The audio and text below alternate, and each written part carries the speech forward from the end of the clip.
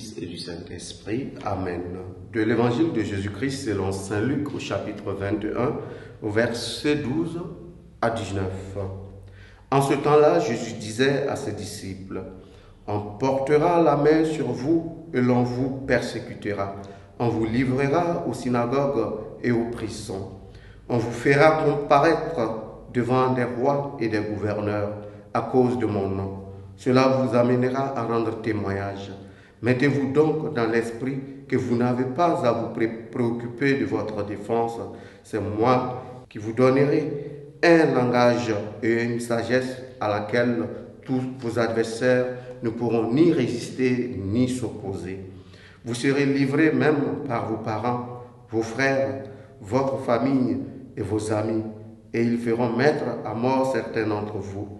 Vous serez détestés de tous à cause de mon nom, mais pas un cheveu de votre tête ne sera perdu. C'est par votre persévérance que vous garderez votre vie. Acclamons la parole de Dieu. Louange à toi, Seigneur Jésus.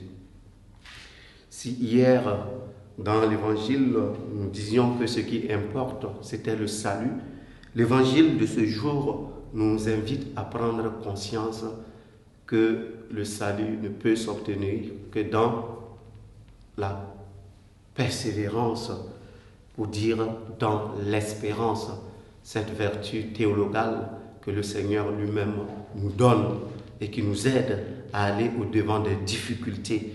Parce que comme nous avons pu l'entendre, être à la suite du Christ est en contradiction avec ce que le monde nous propose.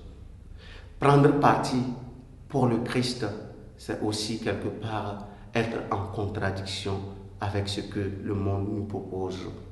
Et nous avons besoin d'être des hommes et des femmes courageux.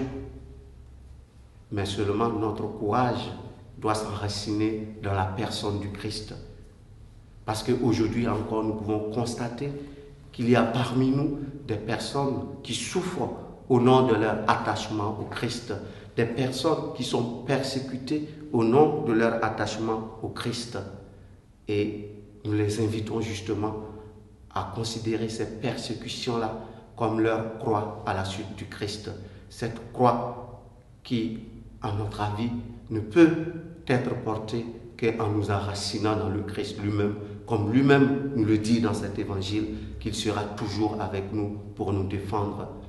À nous de garder le cap, d'où la nécessité fondamentale pour nous de cultiver cette vertu de l'espérance, cette vertu de l'espérance qui, doublée de la vertu du courage, nous permet de nous mettre à la suite du Christ, indépendamment des obstacles et des difficultés que nous pouvons avoir.